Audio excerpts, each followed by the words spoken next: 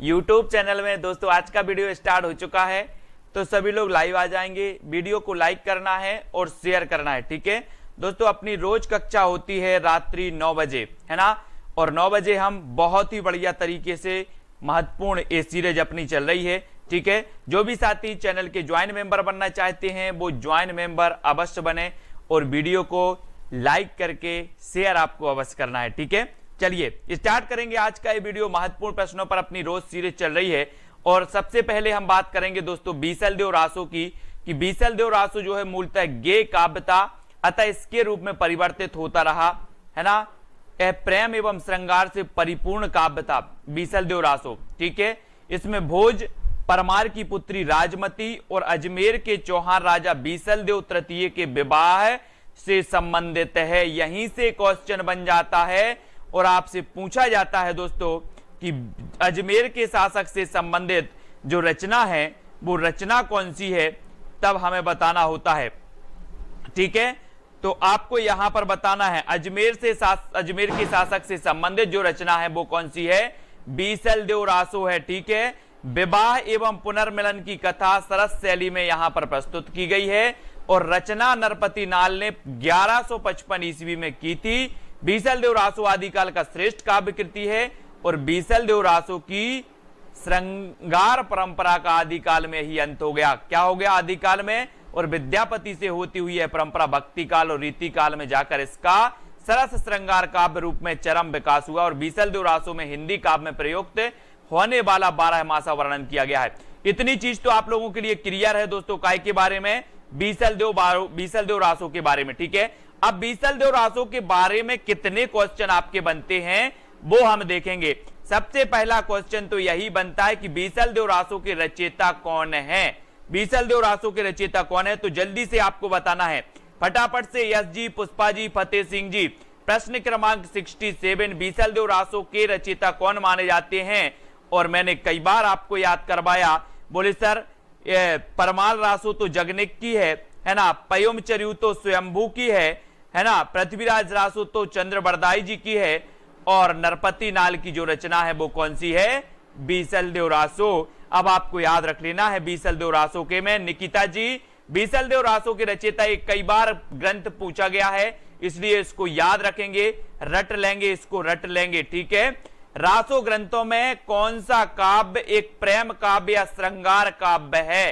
रासो ग्रंथों में कौन सा काव्य प्रेम काव्य एवं श्रृंगार काव्य है दोस्तों।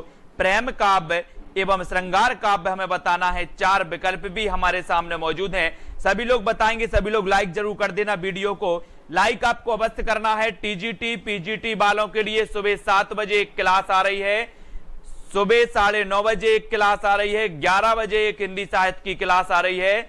उन क्लासों को देखना ना भूलें मेरे सभी भाई, है ना।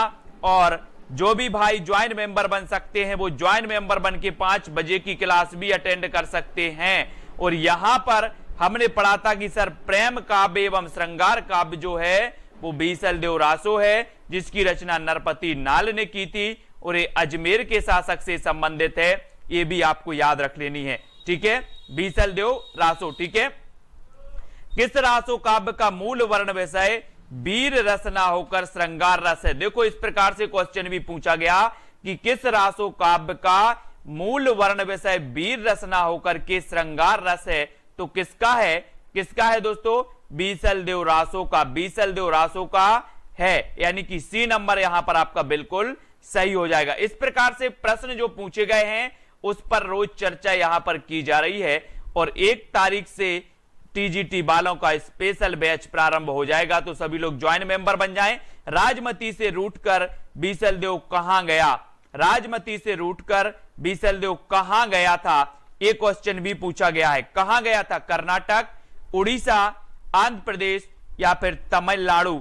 आपको पता है दोस्तों, आपको पता है कि रामचंद्र शुक्ल ने 12 ग्रंथों के आधार पर जो है क्या की है, आदिकाल को वीर गाथा काल बताया था।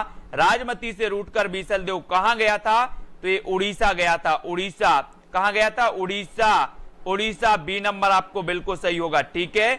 बीसलदेव रासो में राजा भोज परमार की पुत्री राजमती और अजमेर के चौहान बीसल देव तृतीय के विवाह का वियोग और पुनर्मिलन का वर्णन इसमें किया गया है। ये आपको याद रख लेना है, ठीक है।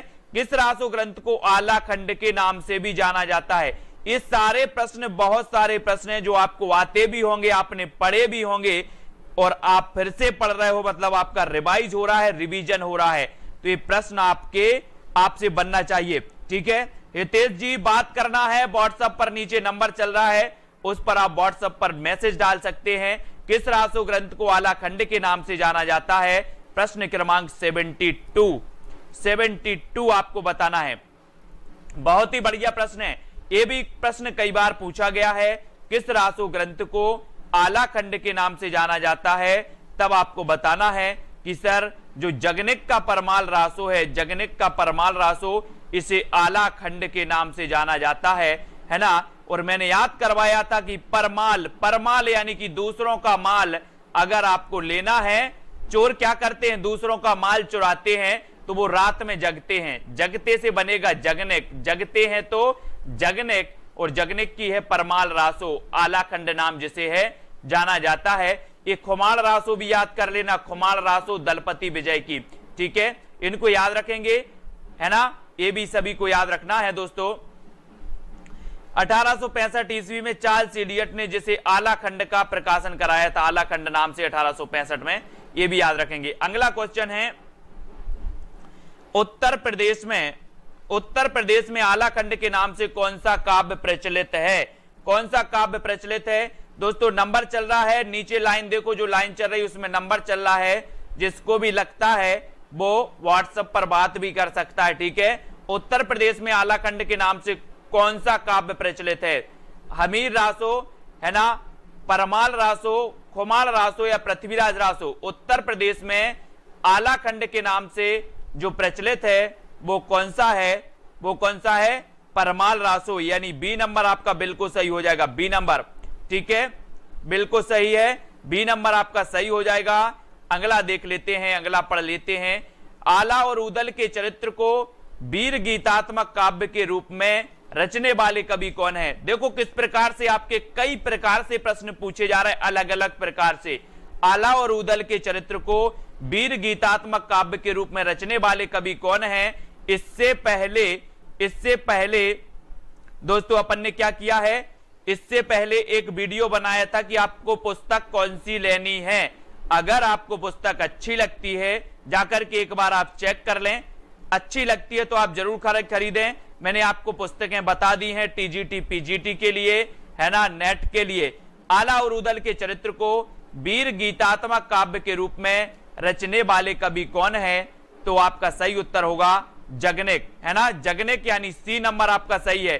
कई प्रकार से ये प्रश्न पूछा जाएगा, सभी प्रश्नों के लिए हमें तैयार रहना है मेरे दोस्तों, मेरे भाइयों। आला खंड नामक काव्य ग्रंथ का दूसरा नाम क्या है? कितनी बार क्वेश्चन पूछा गया आला खंड? आला खंड कई बार पूछा गया दोस्तों, और आला खंड नाम से जाना जाता है परमाल रासो। कौन सा जाना जाता है? परमाल रासो, ठीक है। फिर पूछा गया कि आला खंड का दूसरा नाम क्या है? तो दूसरा नाम देखो, ये टीजीटी 2001 में पूछा गया था, ये पीजीटी 2002 में पूछा गया। आला खंड मतलब आला खंड से या परमाल रासो से एक क्वेश्चन बनता ही है। परमाल रासो काव्य कृति का कवि कौन है? ये टीजीटी 2001 में पूछा गया था, परमाल रासो काव्य कृति के कवि का नाम, ठीक है। तो आपको याद करना है, आला और उदल नामक दो वीर सरदारों की वीरतापूर्ण लड़ाइयों का वर्णन मिलता है, तो ये मिलता है किसमें? परमाल रासो में। इन प्रश्नों के प्रकार आपको देखते जाना है, किस किस प्रकार से ये प्रश्न पूछे जाते हैं। इन सभी प्रश्नों के लिए हमें क्या रहना है? तैयार रहना है, प्रिपेयर रहना है, ठीक है। कवि जगनक की रचना का नाम क्या है? उत्तर तो एक ही है, बोले सर परमाल रासो, लेकिन प्रश्न के पूछने का अलग अलग ढंग है। कई प्रकार से कई परीक्षाओं में पूछा गया। ये पीजीटी 2005 में पूछा गया था, कवि जगनिक की रचना का नाम क्या है, यानी 79 का आपका फिर से क्या हो जाएगा? आला खंड, ठीक है। तो इन रचनाओं को हमें बार बार पढ़ना है, याद करना है, ये पूछी ही जाती हैं, ठीक है। फिर आपको पूछा है कि 12 बरस लो कुकर जीवे, अरु 13 लो जिए सियार, बरस 18 छत्री जीवे, आगे जीवन को धिक्कार। ये आपको बताना है कि ये जो पंक्ति है वो कहां से ली गई है। पंक्तियां भी आपसे पूछी जाती हैं, पंक्तियों को भी आपने पढ़ना है। मैंने पंक्तियों की ट्रिक बताई थी दोस्तों, 12 वर्ष लो कुकर जीबे अर 13 लो जिए सियार, ये भी आपकी कहां से ली गई है। प्रश्न क्रमांक 81 में बताना है। सीमा सोनी जी, शिल्पी शुक्ला, निकिता जी, प्रश्न क्रमांक 81 में। और जो भी साथी स्पेशल क्लास 5 बजे वाली लेना चाहते हैं मेरे दोस्तों, वो ज्वाइन मेंबर जरूर बन जाएं, है ना। आप ज्वाइन मेंबर बन के ज्वाइन व्हाट्सएप ग्रुप में जुड़ सकते हैं। और ये आला खंड से ही ली गई है, यानी डी नंबर आपका बिल्कुल सही हो जाएगा, ठीक है। और प्रयुक्त पंक्ति रचित परमाल रासों से ली गई है, इतना तो आपको पता ही है। वीरगाथा काल के प्रसिद्ध प्रबंध काव्य का क्या नाम है। प्रबंध काव्य आपको पता होगा दोस्तों, प्रबंध काव्य के दो भेद होते हैं, एक होता है खंड काव्य और एक होता है महाकाव्य, ठीक है। तो वीरगाथा काल के प्रसिद्ध बताना है, वीरगाथा काल के प्रसिद्ध काव्य का क्या नाम है। प्रश्न क्रमांक 82 में पद्मावत नाम है, कामायनी नाम है, पृथ्वीराज रासो है या फिर रामचरितमानस है। तो क्या नाम है, सभी को चयन करना है, सभी लोग बताएंगे। और बहुत सारे लोगों को मैंने वो वीडियो दिए हैं, 125 वीडियो दिए हैं, 25 घंटे वाले वीडियो दिए हैं। जिसको भी अभी वीडियो नहीं मिले हैं वो व्हाट्सएप करें, सभी को लिंक मिल जाएगी, ठीक है। वीरगाथा काल के प्रसिद्ध प्रबंध काव्य का नाम है पृथ्वीराज रासो और ये महाकाव्य माना जाता है पृथ्वीराज रासो, है ना। ये भी आपको याद रख लेना। एक क्वेश्चन और पूछा जाता है दोस्तों कि छंदों का अजायब घर किसे कहा जाता है। तो छंदों का अजायब घर रामचंद्रिका को कहा जाता है। ये तो आपको पता है कि सर रामचंद्रिका को छंदों का अजायब घर कहा जाता है। लेकिन अगर क्वेश्चन आपसे पूछा जाए कि आदि काल में छंदों का अजायब घर किसे कहा जाता है, तो आदि काल में पृथ्वीराज रासो को छंदों का अजायब घर कहा जाता है। और रामचंद्रिका केशव दास की ये रचना मानी जाती है। ये भक्ति कालीन रचना है, लेकिन इसे छंदों का अजायब घर कहा जाता है ना। इसको भी आपको याद रख लेना है। वीरगाथा काल का प्रसिद्ध प्रबंध काव्य पृथ्वीराज रासो है, जिसे आचार्य शुक्ल ने हिंदी का प्रथम महाकाव्य तथा इसकी रचयिता चंद्रबरदाई को हिंदी का प्रथम कवि माना है, ठीक है। पृथ्वीराज रासो के 4 पृथ्वीराज रासो के 4 संस्करण प्रसिद्ध हैं। सबसे बड़े संस्करण का प्रकाशन नागरी प्रचारणी सभा काशी से हुआ। इसकी हस्तलिपि प्रतियां उदयपुर के संग्रहालय में सुरक्षित रखी हुई हैं। यह भी आपको याद रख लेना है। 1550 ईस्वी में लिखित प्रति के आधार पर रासो का संपादन कराया गया था। 69 इसमें समय है, 69 समय है, ये भी आपको याद रख लेना है, ठीक है ना। और दोस्तों ये आपका पृथ्वीराज चौहान के दरबारी कवि थे कौन, चंद्रबरदाई। ये तो सभी को पता है, ये चीजें महत्वपूर्ण हैं जो मैंने आप तक प्रेषित कर दी। पृथ्वीराज रासो महाकाव्य के रचयिता, ये तो आपको पता ही है, चंद्रबरदाई हैं। मतलब एक क्वेश्चन भी इंपॉर्टेंट है, पृथ्वीराज रासो के रचयिता कौन है। देखो कितनी बार एक क्वेश्चन पूछा गया, चंद्रबरदाई। पृथ्वीराज रासो के रचयिता कौन है, टीजीटी में पूछ लिया गया। चंद्रबरदाई किसके दरबारी कवि थे, एक क्वेश्चन थोड़ा सा अलग आपसे पूछ लिया गया। तो किसके दरबारी कवि थे, ये भी आपको पता होनी चाहिए। महाराज हमीर के, महाराज बीसल देव के, महाराज प्रताप के या महाराज पृथ्वीराज चौहान के। तो बोले सर पृथ्वीराज चौहान के थे, किसके थे, पृथ्वीराज चौहान के, यानी डी नंबर आपका बिल्कुल सही है, डी नंबर, ठीक है, डी नंबर सही है। सभी लोग देख रहे हैं ना जो ट्रिकी वीडियो है, ट्रिकी वीडियो सभी लोग देख रहे हैं, सुबह 7 बजे वाली, सुबह 9:30 बजे वाली और 11 बजे वाली, सभी लोग जरूर देखें ट्रिकी वीडियो, जिसमें हिंदी साहित्य का आधुनिक काल भी, रीति काल भी, भक्ति काल भी सब कुछ पढ़ाया गया है। पृथ्वीराज रासो किस कवि की रचना है, ये कई बार पूछा गया है दोस्तों। जितनी बार पूछा गया उतनी बार यहां पर दिया गया टीजीटी, पीजीटी, नेट आदि में, ठीक है। हिंदी का प्रथम महाकाव्य किस रचना को माना जाता है, कामायनी को, साकेत को, पृथ्वीराज रासो या रामचरितमानस को। प्रथम महाकाव्य ज्योति कुमावत, सुशील जी, कल्पना जी, रोमा जी, सभी को धन्यवाद। जिसमें जो इमोजी दिख रहा है ना दोस्तों, एलटी ग्रेड से हो, बहुत बढ़िया। उत्तराखंड एलटी ग्रेड का भी मैं कुछ समझ रहा हूं, है ना, सिलेबस देख करके उनका भी कुछ करवाऊंगा, जरूर करवाऊंगा मेरे सभी भाइयों का। और हिंदी का प्रथम महाकाव्य किस रचना को माना जाता है, तो ये रचना भी कौन सी है, पृथ्वीराज रासो, ठीक है। कामायनी ये जयशंकर प्रसाद का है, ठीक है, ये भी आपको याद रख लेना है। 1935 में ये प्रकाशित हुआ था। साकेत भी आपको पता होगा, ठीक है, ये भी महाकाव्य है। रामचरितमानस भी महाकाव्य है। रामचरितमानस की सबसे ज्यादा टीकाएं लिखी गई दोस्तों, सबसे ज्यादा टीकाएं किसकी लिखी गई अगर आपसे पूछा जाए तो रामचरितमानस की है ना, ये आपको याद रख लेना है। ये चारों ही महाकाव्य हैं, लेकिन हिंदी का प्रथम महाकाव्य है कौन सा? पृथ्वीराज रासो, यानी डी नंबर आपका यहां पर बिल्कुल सही हो जाएगा। ठीक है, डी नंबर आपका सही हो जाएगा। फिर बढ़ जाते हैं अगले क्वेश्चन की ओर साथियों। अगला आपको यहां पर सूची सम्मिलित करना है, जल्दी से सही करो, सही चयन करना है। बीसल देव रासो किसकी रचना है? फटाफट से जल्दी जल्दी से बताते जाओ। सबसे पहले मैंने बताया कि बीसल देव रासो किसकी रचना है, इसी से बता दो आप। आपको एक का बताना है, एक का क्या होगा? हाँ, साकेत 1931 का है। बीसल देव रासो ये किसका है? चंद्रबरदाई, चंद्रबरदाई का है कि नरपति नाल का? जल्दी बताओ, गलत तो नहीं कर रहे हम, फटाफट से। बीसल देव रासो किसकी रचना है? फटाक से लिखना है। प्रश्न क्रमांक है अपना, बीसल देव रासो बताना है। एक का दूसरा नरपति नाल, ठीक है, एक का दूसरा बीसल देव रासो नरपति नाल की है। ठीक है, फिर आ गए अपने कौन? पृथ्वीराज रासो, तो ये चंद्रबरदाई की है। ठीक है, पृथ्वीराज रासो किसकी है? चंद्रबरदाई की। परमाल रासो ये जगनिक की, खुमाल रासो ये दलपति विजय की। ठीक हो गया ना अब?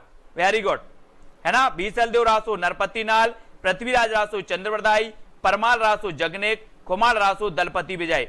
ये आपका सुमेलित इस प्रकार से हो जाएगा। बहुत बढ़िया। फिर यहां पर देखो, ये आपका सुमेलित दिया है। अगला खुमाल रासो के रचयिता बताना है, तो ये तो अपना हो गया खुमाल रासो दलपति विजय, खुमाल रासो दलपति विजय। ठीक है, आदिकालीन हिंदी काव्य धारा में उपलब्ध नहीं है, तो क्या नहीं है? आदिकालीन हिंदी काव्य धारा में उपलब्ध नहीं है। जैन साहित्य नहीं है, सिख साहित्य नहीं है, सिद्ध साहित्य नहीं है, फिर नाथ साहित्य नहीं है। आप शुरुआत से पढ़ रहे हैं, पूरे बने रहें दोस्तों, वीडियो को लाइक करते रहें, है ना, आपको बने रहना है। पूरे वीडियो अगर आपने देख लिया तो अधिकांश प्रश्न तो आपके वैसे भी कवर हो जाएंगे, और फिर जब आपका टीजीटी पीजीटी वालों का नोटिफिकेशन आएगा, तब तक बहुत सारी चीजें हम पढ़ चुके होंगे, बहुत सारी चीजें याद कर चुके होंगे। आदिकालीन हिंदी काव्य धारा में उपलब्ध नहीं है, तो क्या नहीं है ये आपको बताना है, और आपका उत्तर होगा सिख साहित्य। देखो, हमने आदिकाल में क्या पढ़ा था? जैन साहित्य पढ़ा था, सिद्ध साहित्य पढ़ा था, नाथ साहित्य भी पढ़ा था, लेकिन हमने सिख साहित्य नहीं पढ़ा, यानी कि आपका सी नंबर क्या हो जाएगा? यहां पर सही हो जाएगा, सी नंबर। ठीक है, ये याद रख लेना। यहां पर देखो, अपन ने आचार्य रामचंद्र शुक्ल ने आदिकाल की समय सीमा क्या मानी? 1050 से 1375, यही मानी ना। आचार्य रामचंद्र शुक्ल ने वीरगाथा काल का नाम दिया, इसका चारण काल, सिद्ध सामंत काल, अन्य नामों से भी उसे उल्लिखित किया गया। राहुल सांकृत्याय ने सिद्ध सामंत काल, चारण काल दो विद्वानों ने कहा है, एक तो राम कुमार वर्मा ने कहा है ना, और एक अपने ग्रियर्सन साहब ने भी कहा है चारण काल इसे, तो ये भी आपको याद रखना। ठीक है, और देखो यहां पर इस समय साहित्य मुख्यतः इन रूपों में मिलता है: सिद्ध साहित्य, नाथ साहित्य, जैन साहित्य, चारणी साहित्य, प्रकीर्णन साहित्य, है ना, सिख साहित्य का उल्लेख नहीं मिलता। तो ये अपन को थोड़ा सा नॉलेज हो जाता है, ज्ञान हो जाता है। फिर अगला क्वेश्चन है कि संवत 1050 से 1375 की काल अवधि में लिखे गए हिंदी साहित्य का वीरगाथा काल के रूप में नामकरण किसने किया है? प्रश्न क्रमांक 92। तो नामकरण भी आपको पता होनी चाहिए, किसने किया है? 1050 से 1375 आपको पता होगा, काल विभाजन आपने देखा होगा। दोस्तों, एक चीज पूछी जाती है कि आचार्य रामचंद्र शुक्ल ने हिंदी साहित्य का जो काल विभाजन किया है, जो कालखंडों में बांटा है, वो बांटा है 4 कालखंडों में। 4 कालखंडों में इन्होंने बांटा है। ठीक है, जिसमें से 1050 से 1375 की अवधि ये प्रथम कालखंड की अवधि है, और ये किसने माना है? ये आचार्य शुक्ल जी ने माना है, और इसे इन्होंने नाम दिया था वीरगाथा काल। वीरगाथा काल नाम दिया था, और बी नंबर आपका बिल्कुल सही हो जाएगा। ठीक है, वीरगाथा काल। और 1375 से 1700 की अवधि को इन्होंने क्या कहा था? पूर्व मध्यकाल। 1375 से 1700 की अवधि को इन्होंने कहा था पूर्व मध्यकाल। पूर्व मध्यकाल यानी कि फिर से इन्होंने क्या कहा? भक्ति काल। भक्ति काल, ठीक है ना। और 1700 से 1900 और ये संवत का काल है। आपको यहां पर ईसवी भी याद रखना है, ईसवी भी देख लेना, कभी कभी ईसवी भी पूछा जाता है। ये संवत आपको याद होता है, ईस्वी नहीं हो पाता तो संवत भी आप लोग याद रखेंगे, ठीक है। फिर अगला क्वेश्चन है कि आचार्य रामचंद्र शुक्ल के अनुसार हिंदी साहित्य के आदिकाल की समय सीमा क्या है। इस प्रकार से क्वेश्चन भी पूछा गया है। तो 93 का आंसर आपको बताना है। आचार्य रामचंद्र शुक्ल के अनुसार हिंदी साहित्य के आदिकाल की समय सीमा क्या मानी जाती है, समय सीमा बतानी है। तो समय सीमा हमने पढ़ ली थी। बोले सर आचार्य रामचंद्र शुक्ल की बात हो रही है तो ये विक्रम संवत। अब देखो कैसे कंफ्यूज हो रहे हैं, कंफ्यूज नहीं हो रहे हैं, है ना।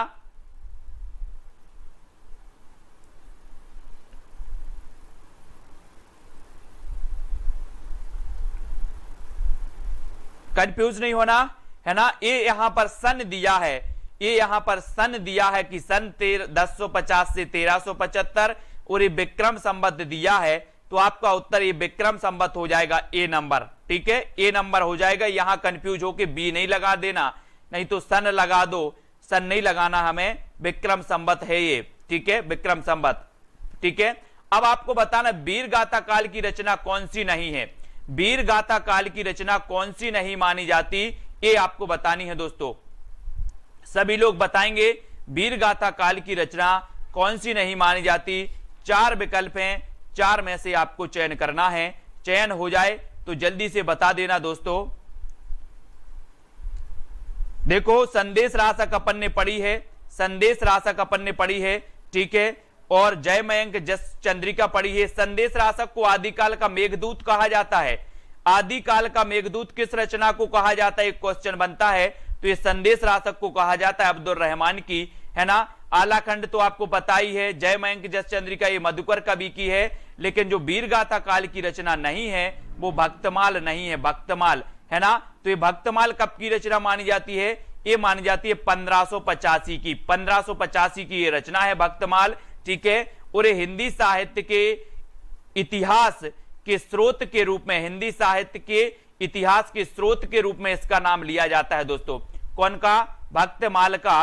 भक्तमाल नाभादास जी की रचना है, किसकी है, नाभादास की। और ये 1585 इसका रचना काल माना जाता है, ये भी आपको याद रख लेना है, ठीक है। नाभादास जी की इस रचना में, नाभादास भक्ति काल के कवि थे, इनकी रचना भक्तमाल है। प्रियादास की भक्तमाल की टीका 1712 ईस्वी, है ना। ये भक्तमाल की टीका लिखी ने प्रियादास ने 1712 में, लेकिन 1585 में भक्तमाल का रचना काल कितना है, 1585, ठीक है। 1712 भक्तमाल की टीका लिखी गई और इसमें 200 भक्तों का 316 छप्पयों में वर्णित है।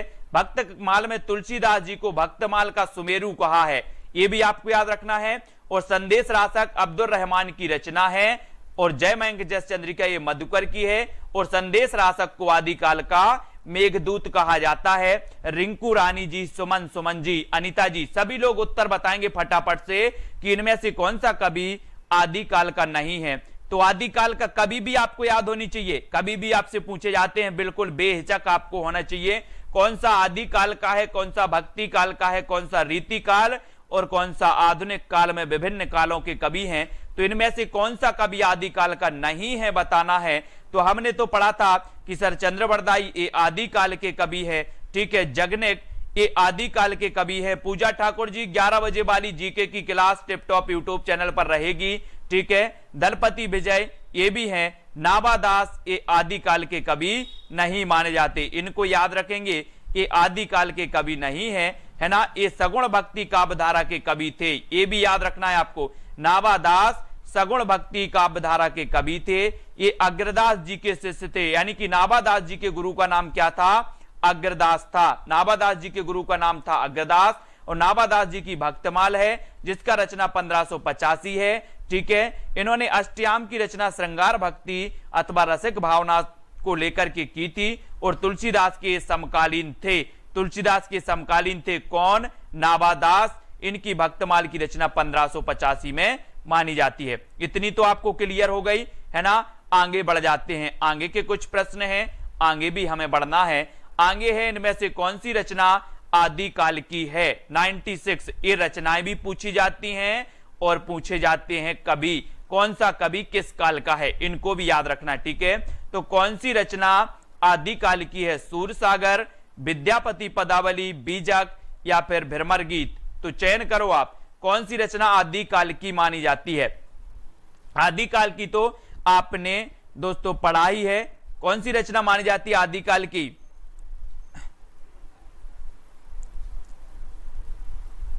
प्रश्न क्रमांक सोनू सिंह जी, नहीं ज्वाइंट मेंबर का नहीं, सभी का नाम लेते हैं बीच बीच में, है ना। इनमें से कौन सी रचना आदिकाल की है?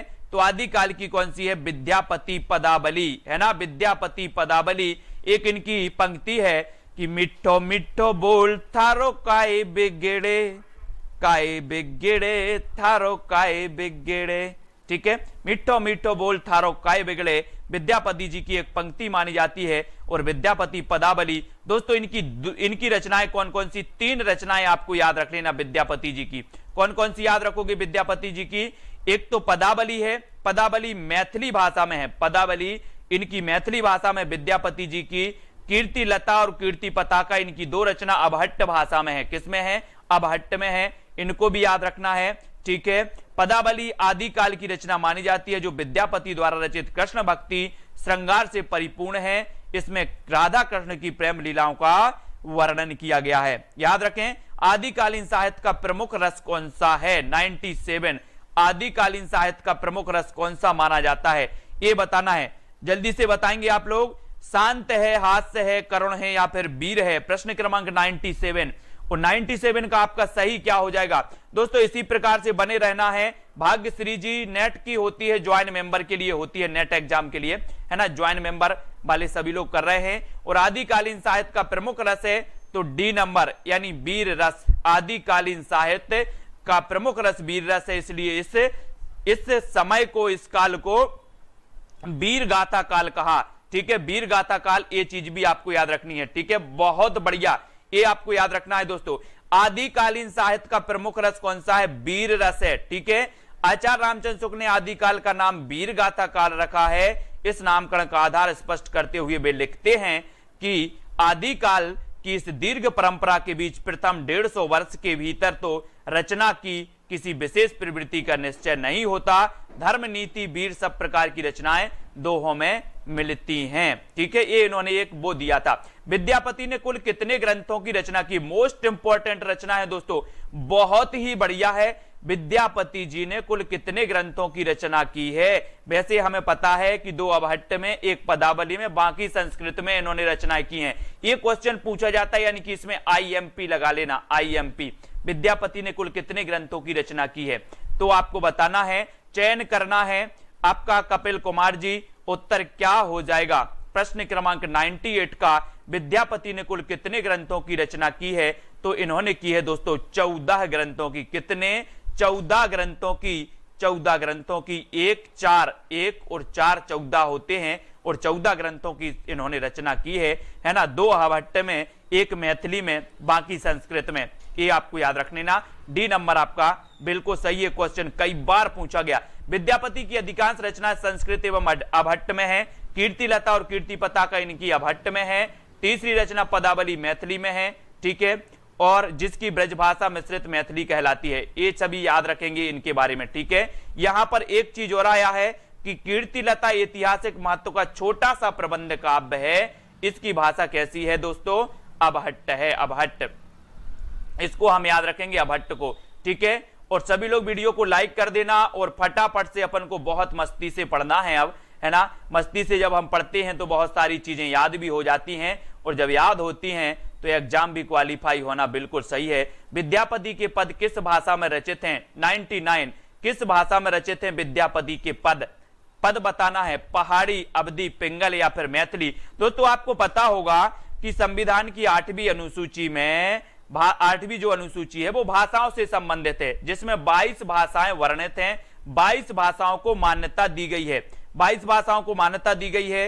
हिंदी की एकमात्र ऐसी भाषा है मैथिली। हिंदी की एकमात्र ऐसी भाषा बोली है मैथिली, जिसे हिंदी के अलावा मैथिली को भी 8वीं अनुसूची में स्थान दिया गया। ये भी आपको याद रख लेना है, ठीक है। बाकी आपकी ना अवधी, ना भोजपुरी, ना आपकी दोस्तों कौन सी खड़ी बोली, किसी को नहीं मिला 8वीं अनुसूची में। मैथिली को जरूर मिला है ना। और विद्यापति के पद की जो भाषा वो है वो मैथिली है, मैथिली। इसको भी याद रखेंगे, मैथिली को, ठीक है। विद्यापति की कौन सी रचना अभी तक संपादित होकर प्रकाशित नहीं हुई? तो बताना है ये संपादित होकर प्रकाशित नहीं हुई है। मोस्ट इंपॉर्टेंट, बहुत बढ़िया प्रश्न है। विद्यापति की कौन सी रचना अभी तक संपादित होकर प्रकाशित नहीं हुई है? तो वो रचना है कौन सी? कीर्ति पताका। कौन सी रचना है? कीर्ति पताका, कीर्ति लता।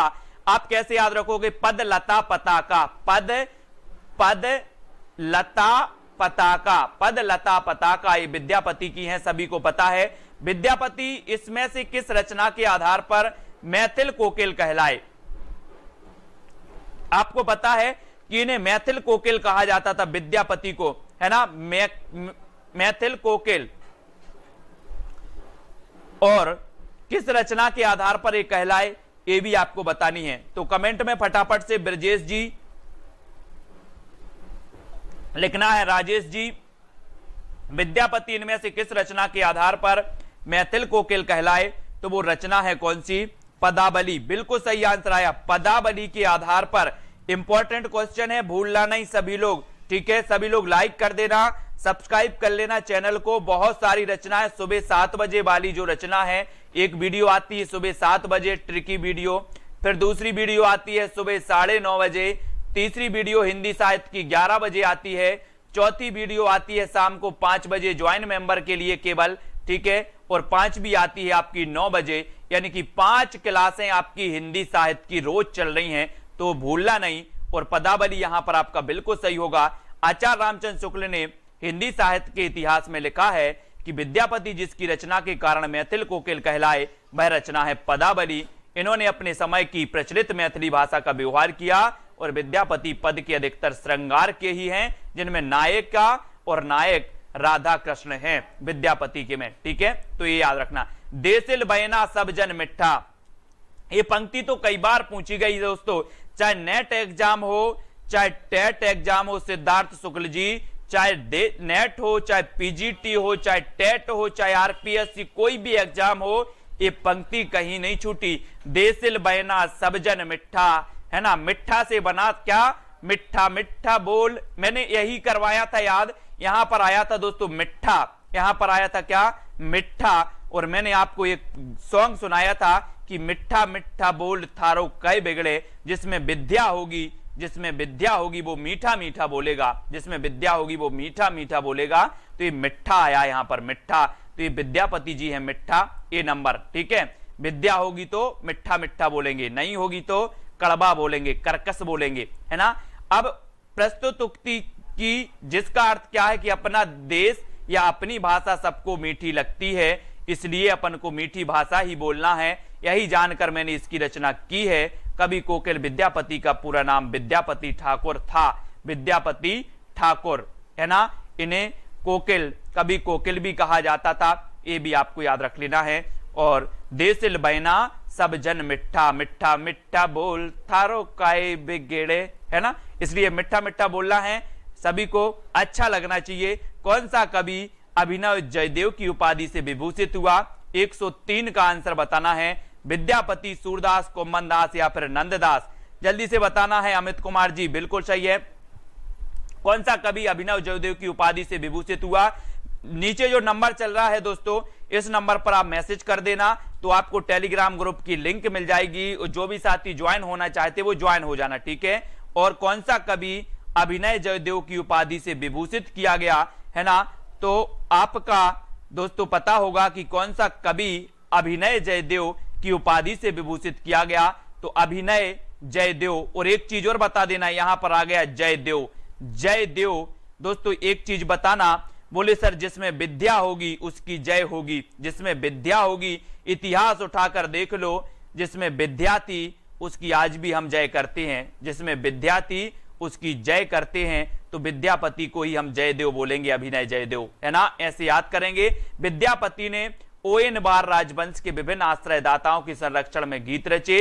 इनके गीतों के भाव वैशिष्ट माधुर गुण से प्रभावित होकर ओएन बार कुल शिरोमणि महाराज शिव सेन ने विद्यापति को, किसने कहा था? महाराज शिव सेन ने विद्यापति को अभिनय जयदेव की उपाधि दी थी। कभी क्वेश्चन अगर आपसे पूछ लिया जाए कि विद्यापति को अभिनव जयदेव की उपाधि किसने दी थी, तो महाराज शिव सेन ने। किसने दी थी? महाराज शिव सेन ने। इसको आप लोग नोट्स कर लेना कहीं भी, फिर अगला क्वेश्चन है, ये भी पूछा गया अभिनय जयदेव, ये कई बार पूछा गया है दोस्तों, इसको आप नोट्स कर लेंगे विद्यापति जी को, ठीक है।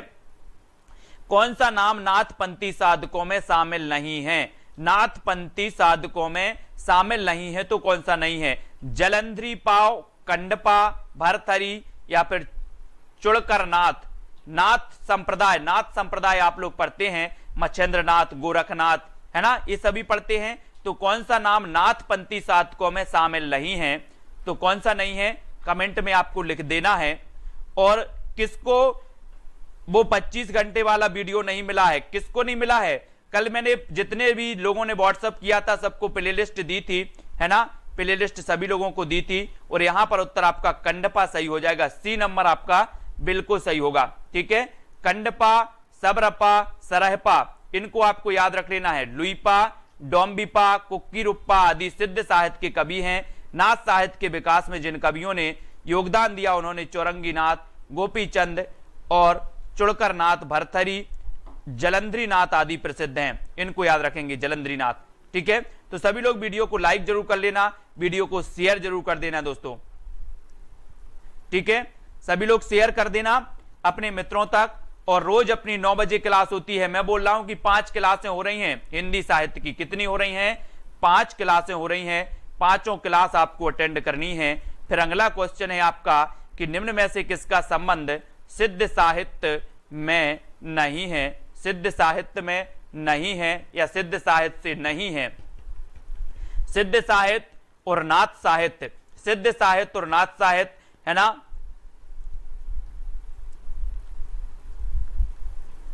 और ये आपका होगा डी, गोपीचंद। गोपीचंद, ये गोपीचंद नहीं थे सिद्ध साहित्य। कुक्कुरिया, सबरपा, सरहपा, ये सिद्ध साहित्य से संबंधित थे, ठीक है। तो गोपीचंद, गोपीचंद, है ना, ये गोपीचंद नहीं थे राजेश जी, ठीक है, डी नंबर। सरहपा का संबंध निम्न में से किससे है? सरहपा, सरहपा जी की रचना दोहा कोश है, आपने पढ़ी है दोहा कोश। और दोहा कोश का जो संपादन किया था वो राहुल सांकृत्याय ने किया था। और राहुल सांकृत्याय ने सरहपा को हिंदी का प्रथम कवि माना था। राहुल सांकृत्याय ने सरहपा को हिंदी का प्रथम कवि माना था, है ना, ये पता होगा। और दोहा कोश का संपादन भी राहुल सांकृत्याय ने किया था, ये भी याद रखेंगे। और ये सिद्ध साहित्य से संबंधित हैं। और सिद्धों की संख्या कितनी बताई जाती है? 84 सिद्ध और 9 नाथ। 84 सिद्ध और 9 नाथ, ये इनकी संख्या बताई जाती है, ठीक है। तो ये आपको याद रख लेना है 107 में। और दोस्त को 107 हो गए 7, ठीक है। और 107 प्रश्न आपके कंप्लीट हो गए। तो आज के वीडियो को यहीं पर विराम देते हैं। सभी लोग इसी प्रकार से जुड़े रहें, है ना, वीडियो को लाइक जरूर करते रहें और दोस्तों जुड़ते रहें, आगे बढ़ते रहें, बहुत ही महत्वपूर्ण। और ज्वाइन मेंबर आप जरूर बने। ज्वाइन मेंबर बनने से बिल्कुल भी ना डरें, ज्वाइन मेंबर बने जहां पर आपको व्यवस्थित दोस्तों वीडियो भी मिल रहे हैं, ठीक है, जहां पर व्यवस्थित आपको वीडियो भी मिल रहे हैं और आपको दोस्तों बहुत सारी चीजें भी दी जा रही हैं, बहुत सारे नोट्स भी आपको मिल रहे हैं और बहुत सारी चीजें वहां पर, ठीक है। मंजू बाला जी, सोनू जी, निकिता जी, गीतिका जी, बहुत सारी चीजें दोस्तों आपको बताने का प्रयास करते हैं। सभी लोग लाइक जरूर ठोक देना। अगर लगता है कि सर बहुत मेहनत आप कर रहे हैं आपके लिए, तो लाइक तो आपका बनता ही है। ज्वाइन मेंबर जिसको बनना है वो अपनी पढ़ाई के लिए जारी रख सकते हैं ज्वाइन मेंबर बनके, ठीक है। रोमा, प्रियंका, अंश जी, अमरदीप कौर जी, पूजा ठाकुर जी, गीतिका जी, बहुत सारे लोग ज्वाइन मेंबर बनकर के पढ़ाई कर रहे हैं। आप भी कर सकते हैं और सभी लोग करें, मैं तो कहता हूं, है ना। और नहीं करना है तो वैसे भी आपको बहुत सारी क्लास में दे रहा हूं, कोई दिक्कत नहीं है, ठीक है।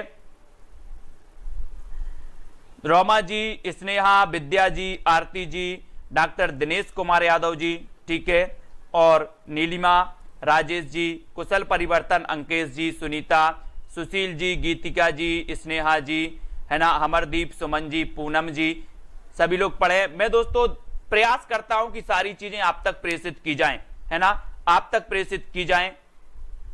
अपनी कल क्लास सुबह 7 बजे तो होगी, 9:30 बजे होगी, 11 बजे होगी, फिर 5 बजे ज्वाइन मेंबर की और 9 बजे यथावत हिंदी का टाइम टेबल है अपना, ठीक है। मोनिका पहल जी। ज्वाइन बटन पर क्लिक करना है, ज्वाइन बटन पर क्लिक करेंगे और दोस्तों आप जुड़ सकते हैं। कैसे बनाएं एक बार मैं बता देता हूं, ठीक है। सबसे पहले आप क्या करें, यूट्यूब में जाएं, यूट्यूब को खोलेंगे, ठीक है। ये एक बार देख लो जिसको भी बनना है। निकिता तनवर जी, बहुत सारे लोग बन चुके हैं। ये यूट्यूब है आपका, यूट्यूब में आप जाना, थोड़ा सा इसको जूम कर लेते हैं, है ना। ये जूम कर लिया अपन ने।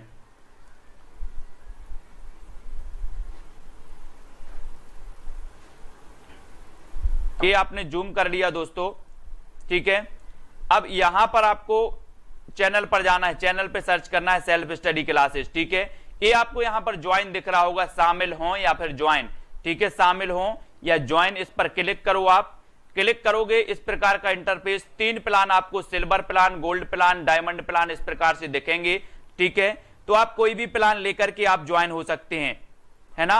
और सभी लोग वीडियो को लाइक कर देना। इस प्रकार से आप करेंगे, जैसे मान के चलो ये गोल्ड प्लान आपने लिया है और गोल्ड प्लान लिया है और यहां पर इस पर क्लिक करें और शामिल हो पर आप करें, ठीक है।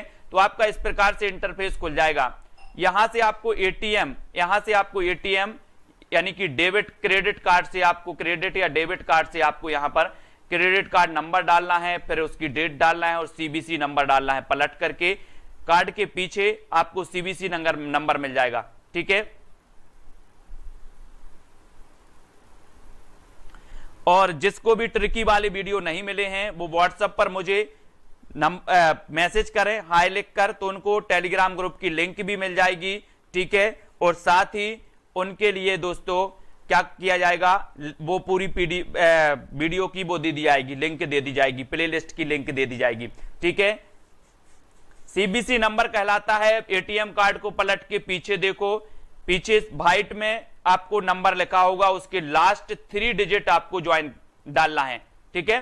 तो दोस्तों आज के लिए वीडियो के लिए बस इतना ही। जिसको बनना है वो बन सकते हैं, वीडियो को लाइक और शेयर कर सकते हैं, ठीक है। सभी को कैसा लगा ये हमारा दोस्तों, और मैं निरंतर तो आपको इसी प्रकार से वीडियो देता रहूंगा। जुड़े रहें, लाइक करें, शेयर करें। आज की वीडियो के लिए बस इतना ही। जय हिंद। पुष्पलता, मोनिका, राधिका, है ना, और सभी को जय हिंद दोस्तों। सरिता जी, हेमा जी, मुकेश जी, स्टार, कृष्णा, प्रियंका जी, कल्पना जी, है ना, चंद्रधारी, बहुत बढ़िया, थैंक यू, सभी को धन्यवाद। मिलते हैं